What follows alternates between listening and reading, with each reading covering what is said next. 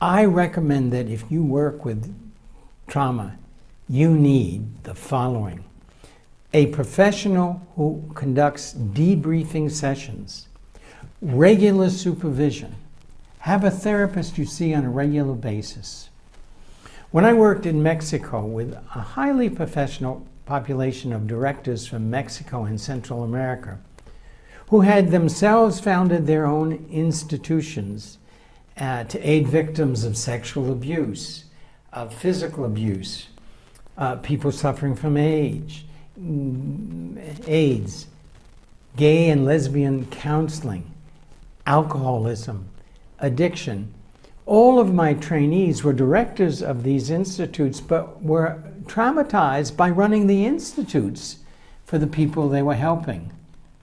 Now, they had all come from environments, my trainees, many who had fought against their governments. They had been in prison, they had been violated, they'd been tortured, and eventually they received amnesty, and they founded their institutes.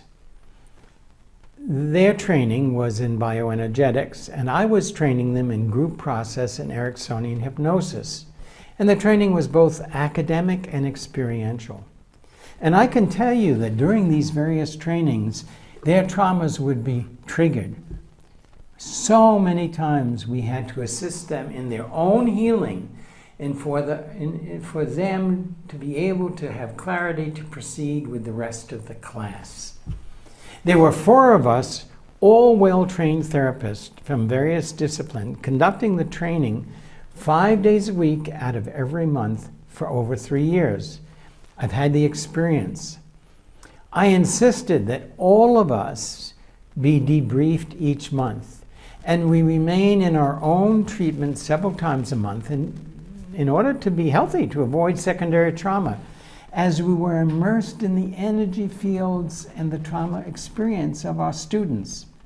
After 3 months, the other therapists stopped their debriefing, and they stopped their therapy because they said to me, hey, we've been therapists for years, we've worked with trauma before, we don't need to spend the time, the energy, or the money.